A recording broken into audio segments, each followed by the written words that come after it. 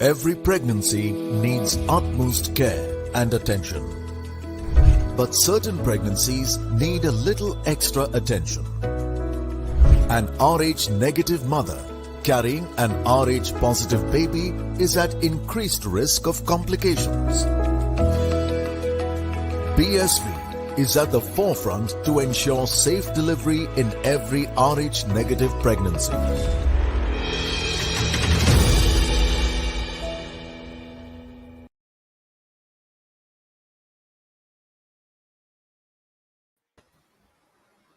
Hello and welcome to the Outside View presented by Women's Cricket Zone and brought to you by BSV, Food and Wellness, Puma, MRI Hospitals and NPL. Well, if you're a West Indies fan, it has been a tough day for you. Of course, we'll talk about the match that has unfolded so far. Joining me in the discussion are Britney and Julia. So coming to you, Britney, first. Your most valuable player of the tournament is Elise Perry. Elise Perry, you probably know that, but she isn't happy with you today, or is she, Britney? Wow, what a performance. We thought that what we saw against New Zealand was what Australia did against New Zealand was amazing, but it just showed how clinical they are, and as I said, it doesn't matter who their bowler or who they bring into the side, they just keep delivering. They just keep delivering. That's what we've been seeing from Australia so far. Let's just have a look at the scorecard to see, of course, the bowling performances of Australia, the batting, how it went for West Indies, scorecard for the match that has unfolded so far. But then okay, fine, we have it here. So Deandra Doughton, of course, we were doubtful of her, but she played, couldn't make a larger impact though. Haley Matthews, okay, Kaisia Knight on duck. Stephanie Taylor, of course, playing that captain's knock for the team, taking the team to at least a decent total, as we can say for now. But Australia has been too good with the ball today. As Julia, you predicted in the pre-show that Megan Shoot is going to keep it tight and it's going to help the other bowlers. So probably I'm the first member of the Julia Price prediction fan club. Should I open one? I think Britney's supposed to leave the fan club. She doesn't want to be in it. After that, unfortunately, Megan Shoot bowled beautifully. Just put it on the spot. Bringing the ball in all the time to right-handers like that does make it a lot tougher. It's challenging the stumps all the time. And all that did was allow Elise Perry just to do what she does, just a little bit of shape for her with it being a bit breezy, obviously, as it is in Wellington, but just bowling in good areas, good lengths. Obviously just confusing the batters a little bit, just chasing a few balls or just not quite getting the line of the delivery. So 3 for 34 after the power play. I mean, the two openers did the job, and it's pretty tough from there for the West Indies, particularly because they rely on that performance in that power play to really get them off to a good start. Of course, and we just put it out on our social media platforms with a caption for Ashley Gardner specifically that Basin Reserve is probably Ashley's garden. So she had a good outing there, didn't she, Britney? Yeah, she did. She bowled really, really well. I was actually surprised that she came on before Josh Johnson, but I guess they did their homework and saw that that today was probably her day. As you said, she played last game there and she performed well. So it just goes to show 10 for 25, 3 very important wickets. And looking at her lines and length, she was very consistent coming around the wicket, throw a lot of the batters off. Definitely. Julia, Ashley Gardner had a good outing in the last game, was playing her first game of the tournament. We were confused as she playing her first game of the tournament, looked so comfortable on the ground, was performed with the bat, with the ball, and with the ball again today. Just a great asset to have for any team. Yeah, absolutely. We're going to try and put her in quarantine before every game from now on, so that because she just seems to have just come out firing, and it's it's great that she obviously really wanted to be there and missed it, and taking something away from someone like that really makes you want to be in the game. And yeah, she's bowling beautifully, particularly I think in Wellington, like you said. I think that helps her bowling a fair bit. She had really nice over the top of her spinners today, nice loop. Didn't get huge amounts of turn, but same, I think she's bowled in some really good areas. It was smart cricket. Again, I probably would have liked Meg just to pop in a slip there for her when she's coming around the wicket, just to bring on that angle if she's going to bowl the straighter one or the one that doesn't turn, just to catch the edge. But generally, it was a fantastic performance from her. We might even get to see her with the bat as well. Who knows? Yeah, who knows? We might just see a Ashley Gardner show as well today. Probably the top order would do the job, but of course, coming to Jess Jonathan did not play the last game, but was introduced today in the 32nd over. Britney was like everything was going well for Australia. What could be the thought process behind bringing her late? Probably because the Elise Perry and Ashley Gardner was doing the job for the side. Exactly. She wasn't needed. I don't think that. I thought if things were swinging differently, West Indies was 120 in probably 25 overs and stuff like that, probably she would have come on earlier. But the fact that, Perry and Mengad and Mokrat bowled so well on top, she wasn't really needed. Definitely. And catch Healy, bold Perry, an emotional thing that is probably for all the Australian fans out there. Of course, that's stumping from Healy as well. Safe hands behind the wickets. How impressive was that, Julia? Yeah. I mean, Lisa Healy's been keeping beautifully.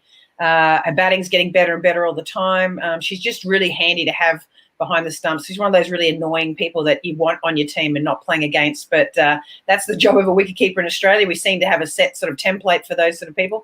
But yeah, she's been fantastic. But what I want to say is actually I think Meg Lanning again captained beautifully today, and really the fact she gave Perry 8 overs in a row, it just allowed her to be able to change up the bowler at the other end to keep looking for where they're going to find some wickets while she was bowling really tight. And so they're 3 for 34 after their power play. From the overs of 18 through to 31, they also got 3 for 34, and that was just back-to-back overs of Alana King and Ash Gardner. So to me, the captaincy is really switched on. She's starting to really put the foot down and not keep wanting to change it up all the time, and she's starting to get into her one-day mode. So to me, I think it's a good sign for Australia. They're starting to really get their mojo in the field, and everyone's chipping in. Not sure about the West Indies batting. It's unfortunate that's 2 poor performances with the bat in a row. I hope it's not on that downward slide that we have seen in the past. I love the way they started off the tournament. So for mine, I think it's they're going to have to go back to the drawing board and have a bit of a look about what's happening with that batting.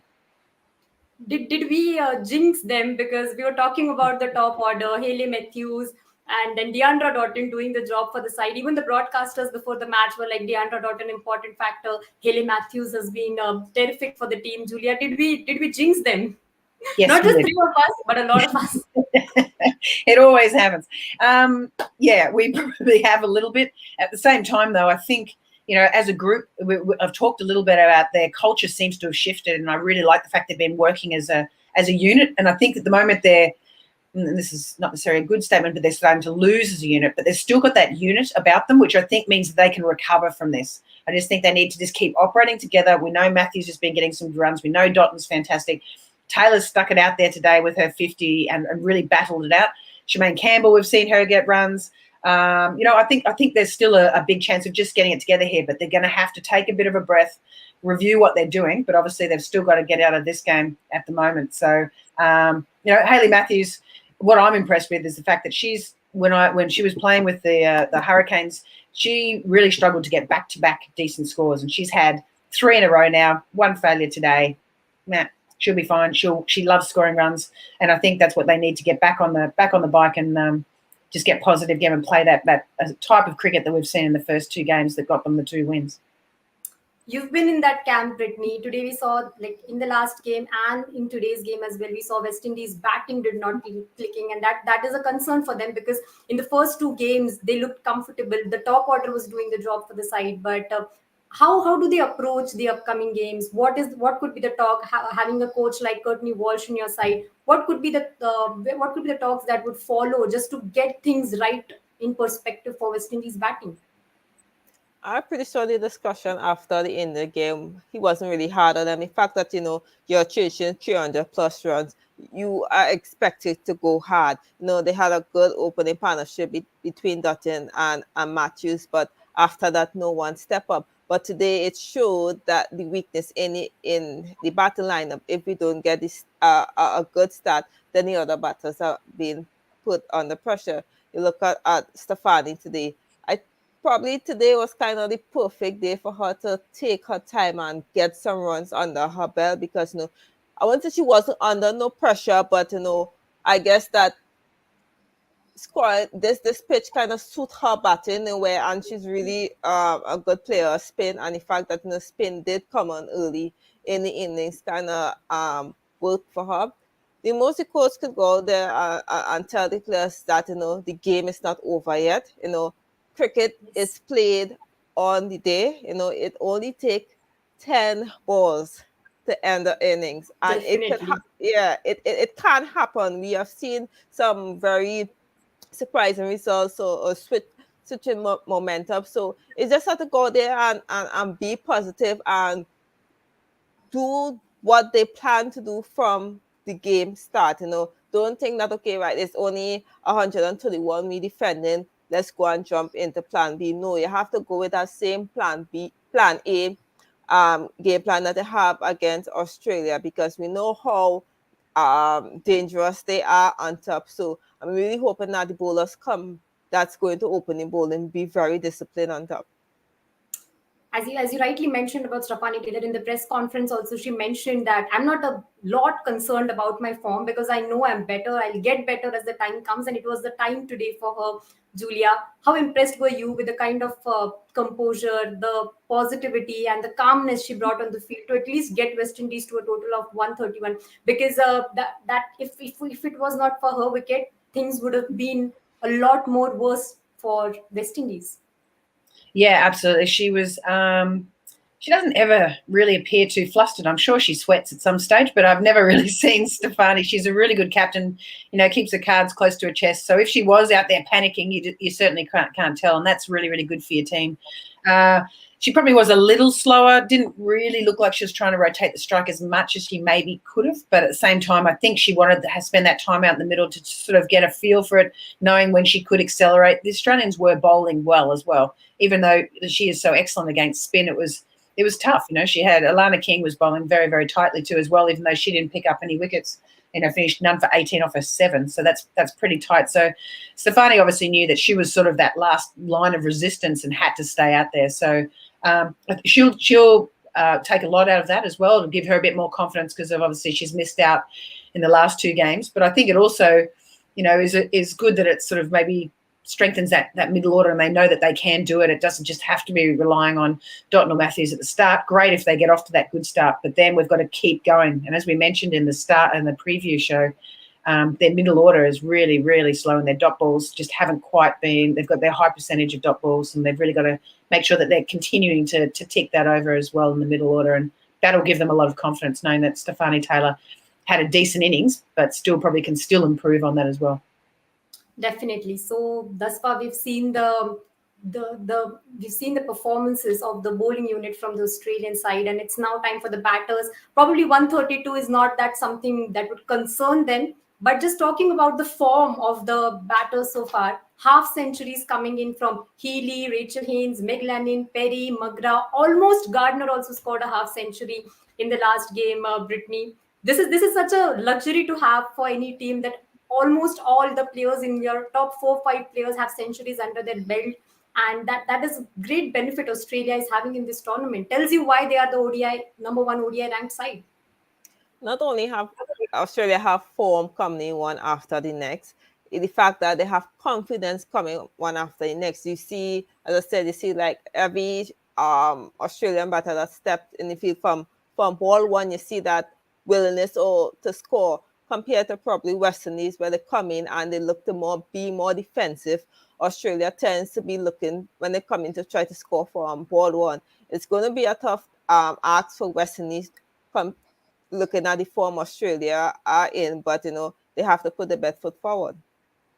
And of course, we saw Elise Perry and Talia Magra partnership probably reminded us of the 2017 Ashes series, when both of them had a lovely partnership. And today also, as Julia said, that we might also get a show of Ashley Gardner. But the way Ashley Gardner has matured over the years, that also shows us that how she's been performing in the games so far. But today, in a game like this, if at all West Indies is able to get those early wickets, we would like to see more of Beth Mooney as well, isn't it, Julia? Because I just mentioned about the players who've had a 50 or half century in their account, and Beth Mooney is just yet to get there. Yeah, and I think Australia would be happy to have Beth Mooney out there a little bit as well, just to get us some more time in the middle. But at the same time, I don't think they'll be changing their order. They'll stick to their formula that they've got at the moment. They know how well the opening bats have been doing. It's important that they continue to work on that. Australia are really, they're sort of like midway in their power play at the moment. They're still working on getting it completely right. The West Indies are the best at the moment in their starts, other than today.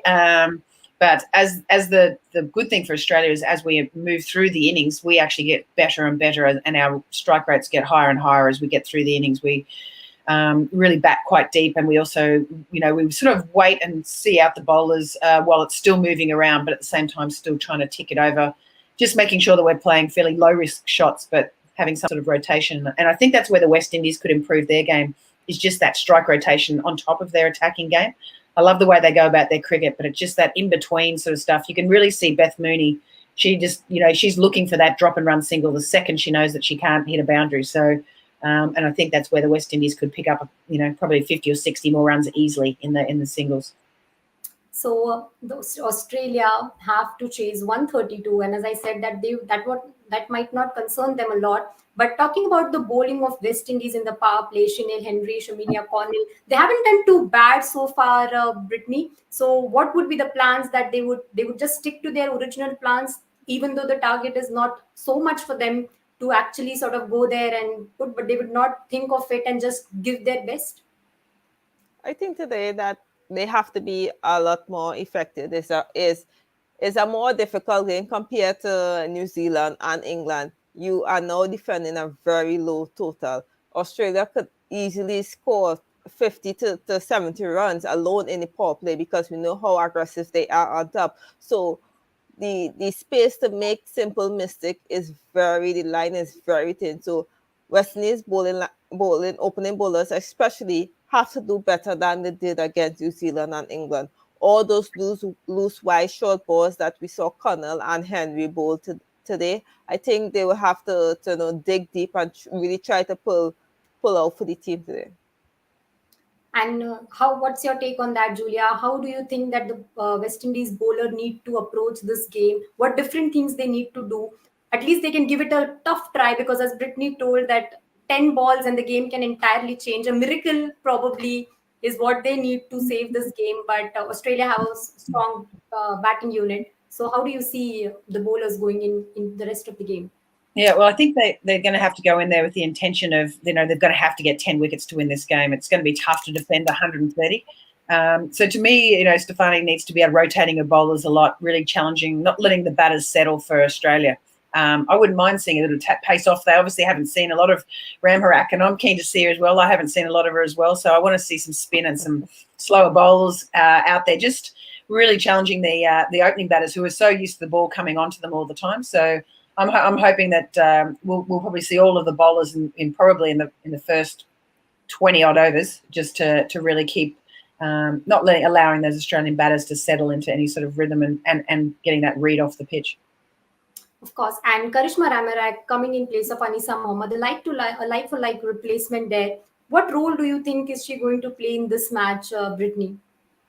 Well, I'm hoping that the skipper bring her on early as possible, because, as I said, defending 131, they can't wait for, as she said at the toss, that Krishna Ramarak coming as a matchup. So if she is such an important player that's going to be in a matchup, then you have to bring her as early as possible to get those matchup going. You can't leave her behind. So by the 10th, 15th over, which as you talk about, I'm hoping that Hayley Matthews opening bowling.